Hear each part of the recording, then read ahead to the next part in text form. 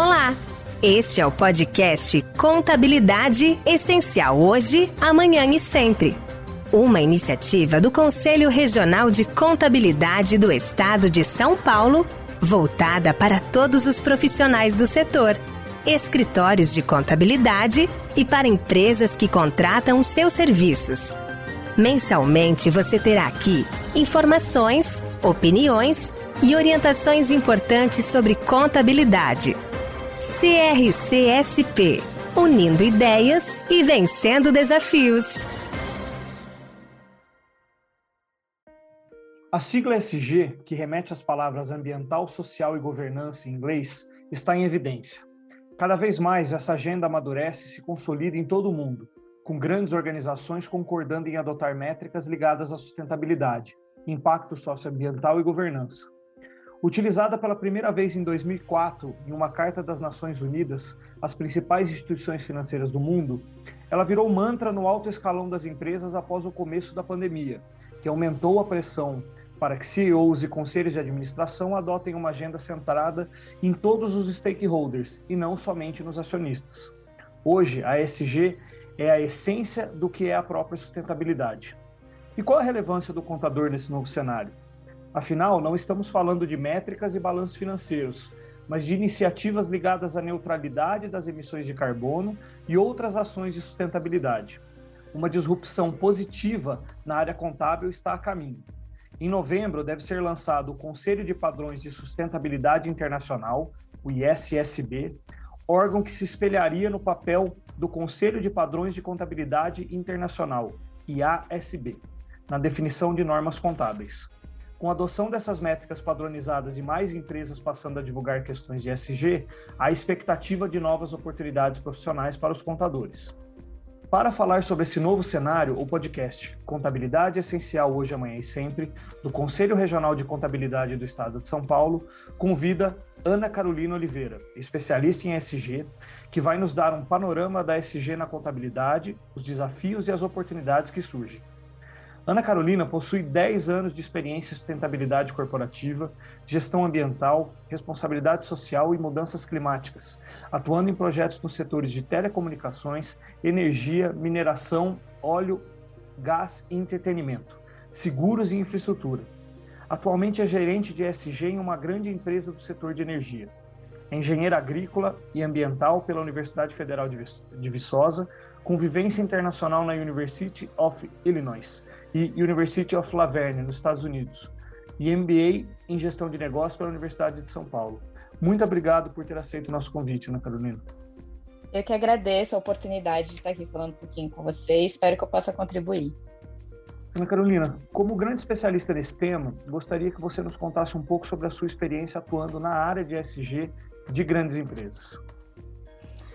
Bom, desde que eu me formei, formei em Engenharia Agrícola e Ambiental, por acaso fui fazer o processo de trainee de uma das Big Four, passei e já entrei dentro desse universo de sustentabilidade e mudanças climáticas. Então, meu primeiro emprego já foi dentro dessa área e acabei me apaixonando mesmo, vi um propósito de vida nessa área. E a partir daí fui, primeiramente, ainda como consultoria, prestei serviço de sustentabilidade para telecomunicações, em algumas ONGs também. Depois acabei indo como funcionária de uma empresa de telecomunicações. Depois saí, fui para ser gerente de ESG em outra Big Four. Saí, fui para uma empresa de energia e agora estou em outra empresa de energia como gerente de ESG. E sempre tentando integrar mais, levar um pouquinho dessa temática de sustentabilidade de uma forma mais integrada dentro das empresas, Não ter aquela coisa apartada de que aspectos e impactos socioambientais precisam ser tratados e discutidos de forma separada. Não, isso faz parte da empresa, isso faz parte da saúde, tanto reputacional quanto financeira das empresas. E eu acho que nesses 2 últimos anos, 3 últimos anos, um pouquinho antes da pandemia, esse boom da sigla ESG que surgiu há menos tempo, trouxe exatamente essa preocupação de que isso seja um pouco mais integrado na gestão das companhias, né? Ana, assim, por que o ESG ele tem sido tão comentado e procurado pelas empresas? O que mudou na mentalidade das empresas nos últimos tempos? Bom, eu acho que o que mudou foi a falta de sustentabilidade das empresas, né? Eu acho que o que aconteceu aí, uma questão de opinião mais pessoal, foi que alguns eventos aí, alguns acidentes, algumas questões também de governança, de corrupção, então indo um pouquinho também para o G, alguns desastres ambientais, que na verdade, alguns acidentes ambientais que tiveram impactos sociais também, começaram a mostrar que se isso não for muito bem gerido, se isso não for uma questão realmente importante dentro da empresa, genuinamente tratada de forma igual a outros assuntos dentro da empresa que normalmente já tem uma importância grande, né, que mexe muito mais com o financeiro ou com o operacional de fato da empresa, isso pode ser um grande tiro no pé, né? Isso pode ser um gargalo e que pode ferir reputacionalmente quanto financeiramente a imagem da empresa. E eu acho que foi isso que deu o clique, né? De falar, caramba, tá acontecendo isso, tá começando a ficar recorrente, precisamos olhar para esse tema de uma forma mais estratégica. Até então, a gente falava muito da sustentabilidade, o ESG ele veio um pouco mais na abordagem financeira, né? O mercado financeiro trouxe o ESG, a sigla, solicitando, né? Acho que o mercado financeiro ele é um grande fomentador da agenda, né? A partir do momento que ele cobra das empresas um posicionamento, ele faz a roda girar, e aí veio o ESG muito forte depois desses infortúnios, né? Enfim, que aconteceram nos últimos anos, e aí veio a pandemia, né? E aí a pandemia coroou a importância do ESG exatamente na essência do que a sustentabilidade já vem pregando há muito tempo, de que é sistêmico, né? Então, na pandemia a gente descobriu que uma questão ambiental, ela pode ter um impacto social imensurável, que por sua vez tem um impacto econômico absurdo, e que essa roda ela se retroalimenta o tempo inteiro, né? Então, eu acho que o que veio um pouquinho mais de novidade, que não é tão novidade, mas eu acho que trouxe mais peso, é o G, da governança. E eu falo da governança não do ponto de vista mais prático, que o pessoal pensa, a governança é só a parte de compliance, anticorrupção e a parte do conselho de administração. Não, governança acho que é o papel mais fundamental ali, né? Não que isso não seja fundamental, compliance é extremamente fundamental, mas a governança é o controle interno, é trazer os KPIs sociais e ambientais para dentro da raiz da empresa. Aquilo ali tem que ser gerido junto com tudo. Tem que ser considerado na matriz de riscos. Então, quando a gente fala de governança para sustentabilidade, é isso. É como a gente gere o tema de sustentabilidade de forma integrada ao restante da empresa, né, na rotina, no dia a dia, né? Então, eu acho que foi essa sequência, né, de coisas que aconteceram que deu esse boom e que mostrou, comprovou, né, da pior forma possível o quanto essa agenda ela é importante para a gente, né? Bom, Ana. Por que, então, afinal, a contabilidade é importante para essa agenda ESG? Onde que está a intersecção dessas duas áreas? Olha, isso é interessante, né? Porque eu trabalhei em duas Big Four, que tem na essência, né, auditoria contábil. Para começar, eu acho que a contabilidade... A gente tem um grande desafio até hoje dentro da agenda ESG, que é a mensuração dos impactos e oportunidades e riscos que os aspectos socioambientais podem trazer para uma empresa, né? E o mensurar, que eu digo, a gente está muito acostumado a tratar esses temas de forma qualitativa. Quando a gente passa para o quantitativo, a gente tem os KPIs de desempenho, né? Os indicadores ali de desempenho, que seria quanto de água que você, quantos litros ou metros cúbicos de água que você consome, quanto megawatt de energia você está consumindo, quantos hectares você está suprimindo de vegetação. Esses dados a gente até tem quantitativo, mas quando a gente passa para o lado financeiro, é difícil a gente tangibilizar o intangível, né? Principalmente quando a gente vai para a parte social também, que é difícil. Quando você fala de uma agenda de diversidade, tem como mensurar tudo isso, né? Existem algumas metodologias já no mercado, né, de como você trazer o valor financeiro para todas esses aspectos que até então são intangíveis, né? Mas eu acho que o papel do contador de tentar mostrar para a gente como a gente pode melhorar esse accountability, aí o accountability falando da parte de transparência, de como melhorar essa divulgação dos dados socioambientais de uma forma mais financeira e quantitativa, para que isso seja utilizado de fato na tomada de decisão das empresas, né? Que isso vá para os relatórios financeiros de uma forma que agregue de fato na hora de você tomar uma decisão, na hora de você conseguir acompanhar um desempenho da empresa, para onde ela está indo, o que precisa melhorar, o que precisa ser corrigido. Então, eu acho que tem sim um papel muito, muito fundamental, né? Sem contar na parte de auditoria de fato, né? Então, a gente tem aí a auditoria de relatório de sustentabilidade, a auditoria de inventário de gás de efeito estufa. Por que não um contador também não ajudar a gente a fazer também essa parte de auditoria, da parte processual, né? Eles têm muito, muito a agregar nessa parte. Enfim, eu acho que tem uma sinergia sim, né? E tem muito, muito a colaborar, sabe? A expertise do contador para todo esse processo. Você não é contadora, Ana, mas esse ambiente é bastante familiar para você, das auditorias, né? Você passou aí, né, pelas 2 das 4 Big Four. E aí eu queria saber, assim, além da parte processual que você acabou de dizer, né? Assim, quais outras oportunidades você enxerga nesse horizonte para o contador, né? Você vê ali que, quer dizer, pode ser de fato um caminho a ser seguido por mais e mais contadores, especializações nesse sentido? Com certeza, com certeza.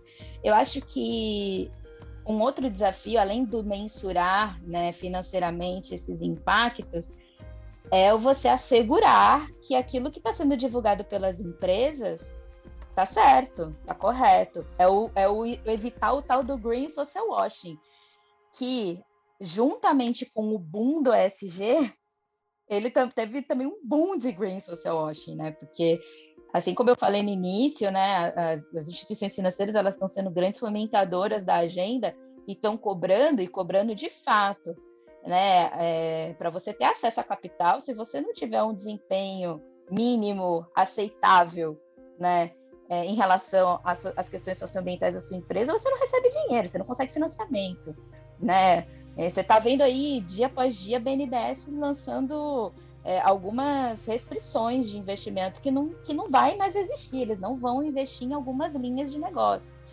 E o BNDES, para o Brasil, para empresas brasileiras, é de uma importância assim, imensurável para você conseguir rodar um negócio. Então, e aí, quando você vai olhando, o Banco Central também com algumas métricas já relacionadas à sustentabilidade, você olha os 4 grandes bancos do Brasil extremamente engajados com a agenda. Então, o combate a esse greenwashing, a esse social washing, ele é muito importante agora, porque eles precisam ter a segurança de que aquele desempenho que eles estão lendo, que as empresas estão divulgando, realmente é real, realmente está acontecendo. Então, essa ajuda do olhar do contador, né, de ver a materialidade, de ver a relevância, de ter aquele olhar assim, poxa, isso aqui está estranho, de onde é a fonte, de onde está vindo isso, qual é o sistema, qual é a evidência, esse perfil auditor, né, que alguns contadores acabam escolhendo como carreira, ele é de suma importância para a gente na agenda ESG. Né, é o que vai garantir que aquilo ali não está correto, que aquilo ali não é para inglês ver, né, naquela expressão que a gente usa. Então, a gente tem várias coisas acontecendo, né? A gente tem, por exemplo, todo esse movimento, né, de integração da agenda ESG na agenda corporativa como um todo, ela está sendo ela vem acontecendo já de algum tempo, né? A gente tem o TCFD, que é o Task Force on Climate Related Financial Disclosures, qual que é a ideia do Task Force? É você mapear seus riscos climáticos, e isso está na agenda dos bancos, dos maiores bancos aqui do Brasil, eles estão olhando muito, os grandes fundos estão olhando muito para isso. Então, como está a sua vulnerabilidade em relação às variações climáticas e aos eventos extremos que podem acontecer em decorrência das mudanças climáticas, e como você está mensurando isso. E a ideia do TCFD é você conseguir, em algum momento, pegar a mensuração desses riscos e colocar dentro das suas DFs. E você começar a provisionar alguns valores em relação a esses riscos mais eminentes, né? Esses riscos que estão ali com a probabilidade maior de ocorrência ou com uma severidade maior, né, de impacto para o seu negócio. E isso é uma realidade. A gente está beirando a COP desse ano, né, que vai acontecer agora em Glasgow.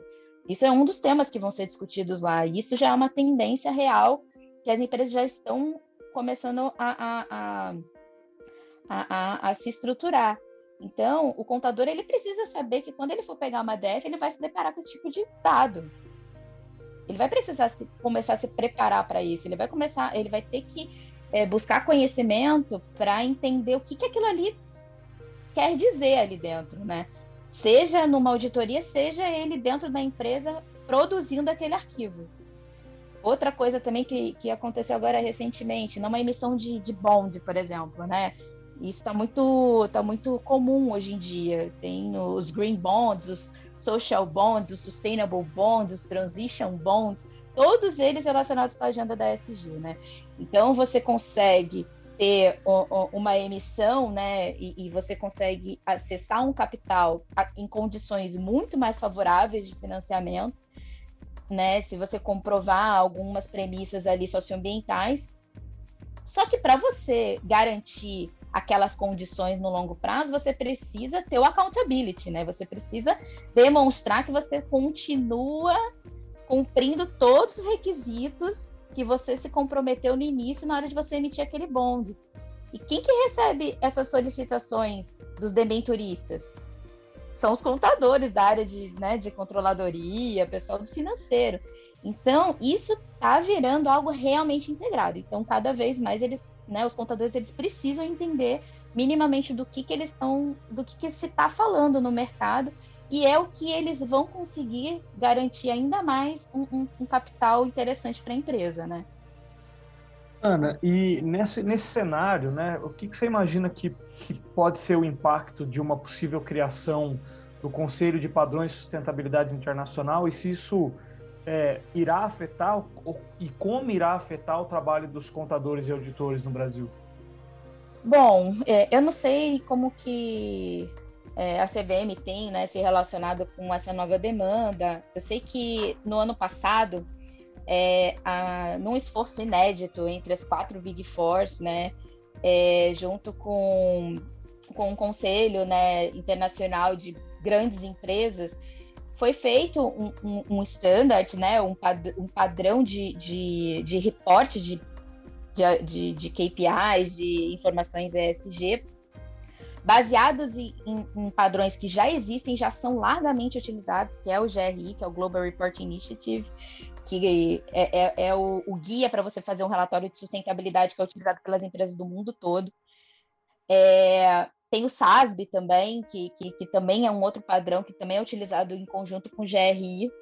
E aí as Big Four, elas pegaram aquilo e tentaram fazer algo um pouco mais resumido e que fosse mais aplicável a todas as empresas, independentemente de setor.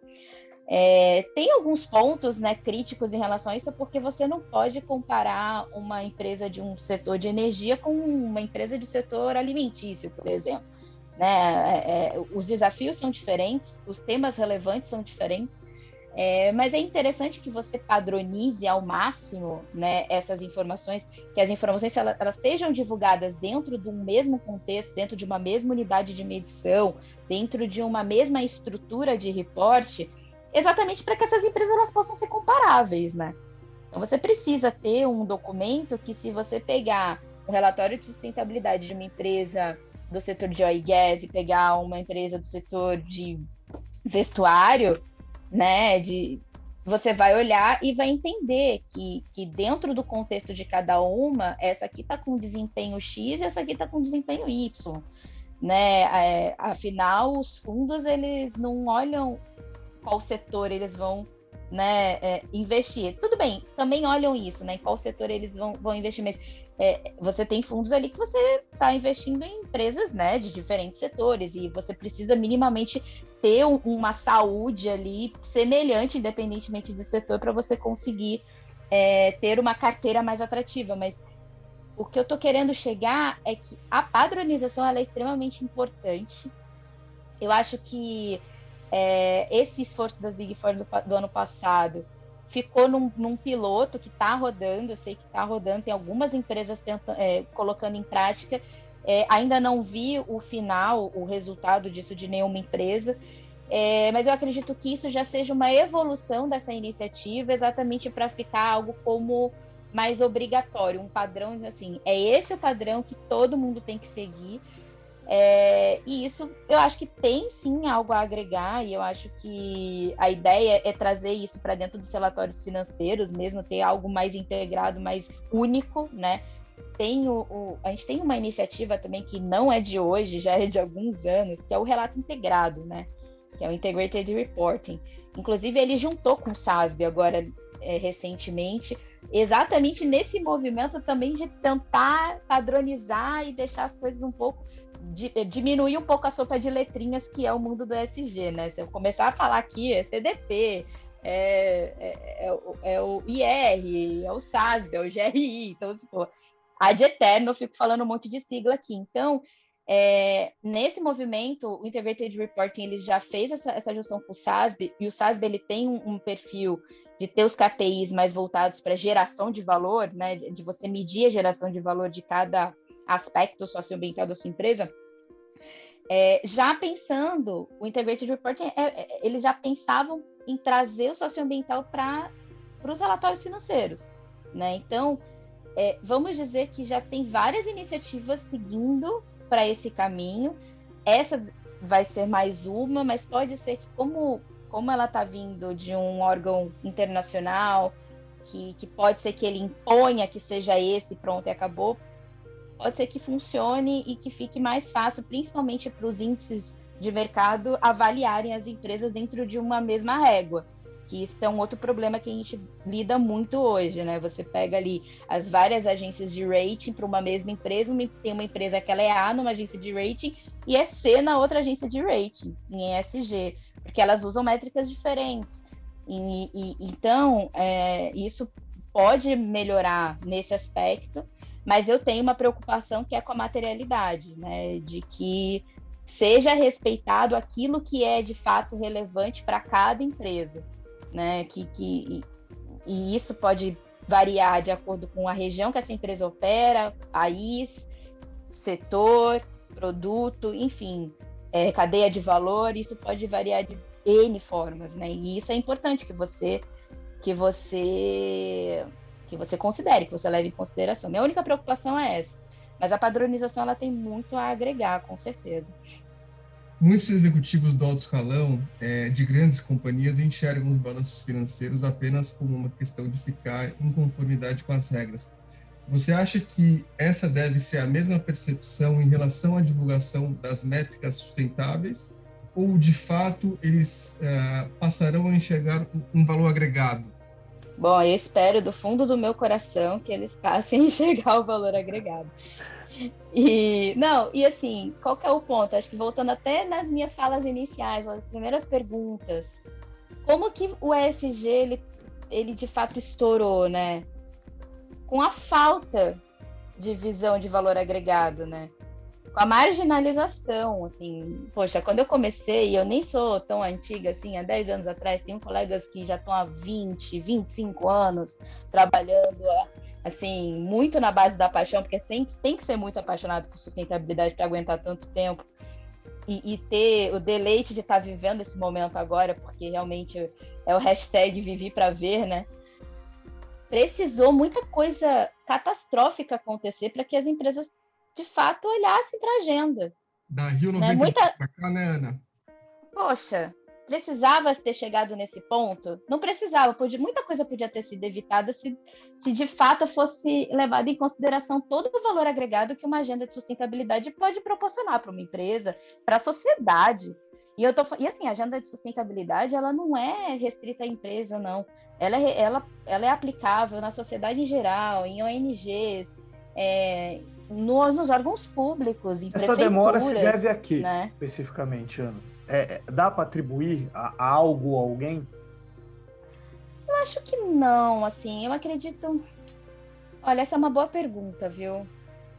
Eu acho que a sede pela parte financeira, pela saúde financeira das empresas, eu acho que acabou fazendo com que várias agendas fossem deixadas de lado, e essas agendas que foram deixadas de lado só foram pegas de fato para serem trabalhadas quando deu errado, quando deu ruim, né? Para não dizer outra coisa. Então, você vê o que foi que aconteceu com a agenda de compliance. Antes de estourar a agenda da ESG, estourou a agenda de compliance. Por que estourou a agenda de compliance? Porque estouraram os casos de corrupção, certo? Então, assim, precisava mesmo, a gente precisava ter chegado no ponto de ter acontecido tanta corrupção, né, para ter, de fato, um controle efetivo, né, de práticas anticorrupção, de ética nas empresas. Não precisava, mas acabou que foi necessário acontecer para que tomasse alguma providência. E foi a mesma coisa com a ESG, precisou acontecer muita coisa negativa, a sociedade teve que sofrer muito até que para as empresas perderem dinheiro e começarem, de fato, a olhar para essa agenda de forma genuína e de forma mais cuidadosa, né? E mesmo assim, tem muita empresa que ainda não está olhando, e as que não estão olhando estão sofrendo de outras formas, porque está diminuindo o acesso a capital, está dificultando muito a renovação de seguro. Tem empresa que não está conseguindo renovar seguro.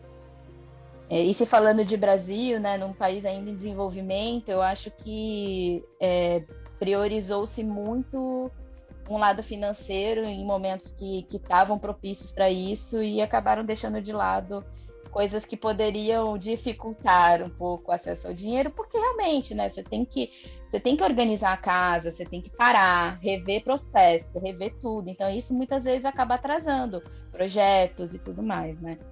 Mas acho que a gente superou esse obstáculo, graças a Deus. Ana, mesmo superando esses obstáculos, né, que eu acho que você tem toda a razão na sua colocação, ainda existem casos de empresas que adotam algumas iniciativas externas ligadas à sustentabilidade, mas elas ainda estão esquecendo de olhar ali para o seu quintal, né, para dentro da sua própria casa. E de que forma você acha que a contabilidade pode contribuir para que haja esse desenvolvimento da própria cultura interna de ESG nessas empresas? Ou em outras que estão interessadas em começar, que não deram esse start ainda, mas que têm interesse em começar a ter esse olhar um pouco mais voltado para a sustentabilidade? Olha, assim, quando esquece de olhar para dentro,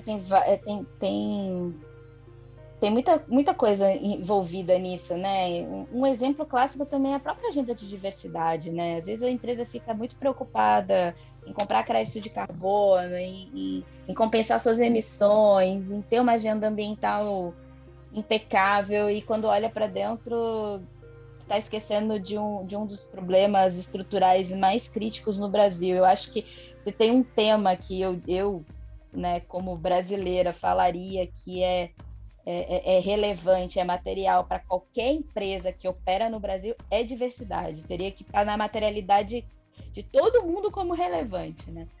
Mas, assim, eu acho que para os contadores ajudarem em relação a esses temas internos, né, além da diversidade, é exatamente entender da agenda, é entender o quanto essa agenda ela pode ajudar a empresa.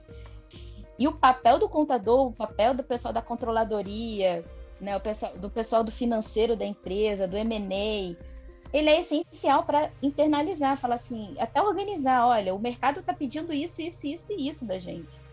E aí, como é que a gente vai fazer?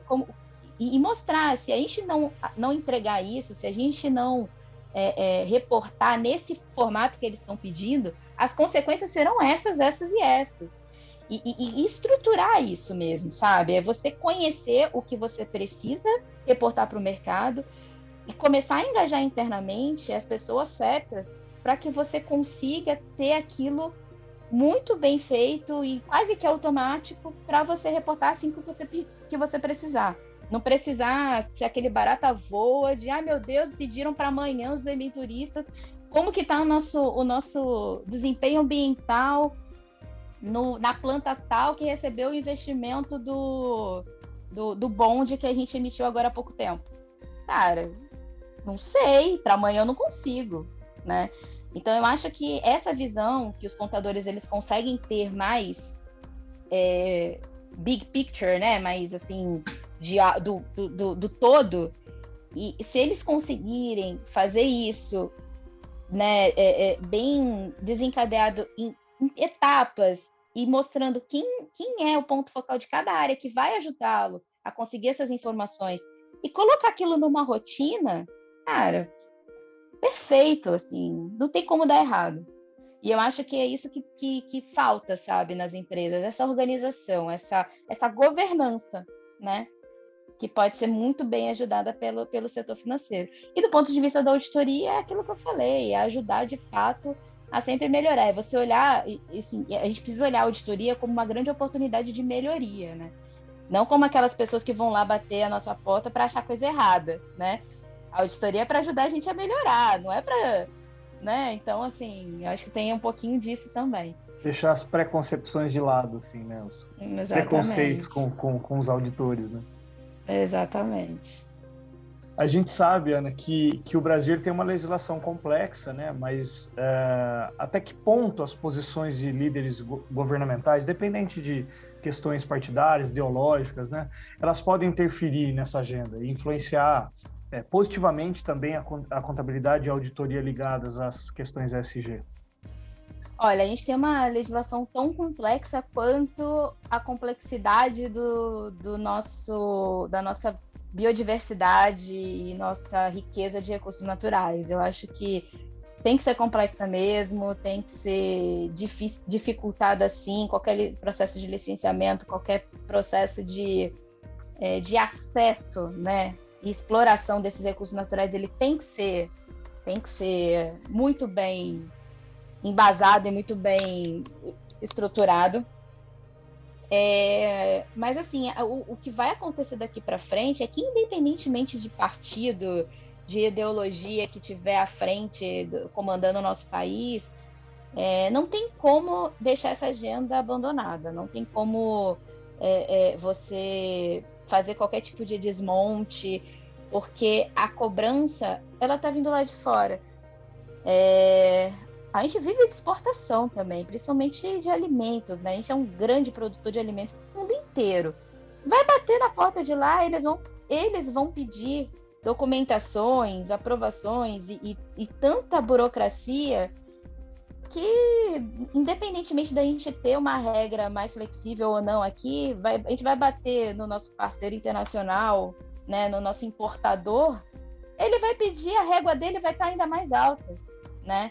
Então, eu acho que pode interferir, assim como a gente já viu, mas eu acho que não ao ponto da gente regredir. Regredir não vai. O que pode acontecer é ficar talvez um pouco mais complexo ainda. Mas, em relação a influenciar a contabilidade e a auditoria, a influência vai de acordo com a mudança das regras, né? Assim como acontece para as regras da CVM, quando tem alguma regra nova e os contadores eles precisam se adaptar e colocar aquilo em prática, vai ser a mesma coisa para o ESG. Mudou, vai ter que considerar aquela mudança, vai ter um período de adaptação ali, né, máxima para cada empresa, e depois vida que segue, aquilo ali vira regra, né? Ana, então, por tudo que a gente expôs aqui, a gente entende que o ESG realmente veio para ficar, né? Então, quais são as perspectivas para um futuro, entre aspas, pós-pandemia, né? Todo mundo vacinado, a vida entrando nesse novo normal, né? Ou voltando como era, né? Apesar que a gente acha que exatamente como era, talvez não seja, mas existe uma perspectiva para esse futuro? Olha, com certeza, né? Assim como eu já falei, veio para ficar. E a perspectiva bom, eu sou sempre muito otimista, né? Se eu não fosse otimista, eu não estaria 10 anos trabalhando com isso. Mas eu prefiro sempre ser muito otimista, né? E como uma apaixonada pelo tema e principalmente com o impacto positivo que ele tem na sociedade como um todo, a minha expectativa, vamos dizer assim, né? Nem vou falar muito de perspectivas gerais, mas a minha expectativa é que tenhamos aprendido a lição, né? Foram 2 anos aí difíceis, né? Assim, quase 2 anos, né? 1 ano e meio aí, quase indo para 2 anos muito difíceis. Eu perdi pessoas queridas da minha família, tenho certeza que muitos do que estão ouvindo a gente também perderam. Eu acho que a gente não precisa passar por situações nem próximas disso para entender que isso é muito importante para a gente, né? E não é só dinheiro, né? Que a gente precisa, de fato, ter saúde mental, né?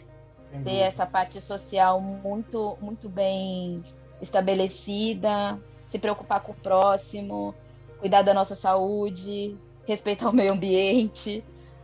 Poxa, a gente teve que aprender isso da pior forma possível. Quem não tinha ainda aprendido isso, teve que aprender da pior forma possível. Então, a minha expectativa é que isso tenha servido de lição para que o assunto ele saia desse mundo apenas corporativo.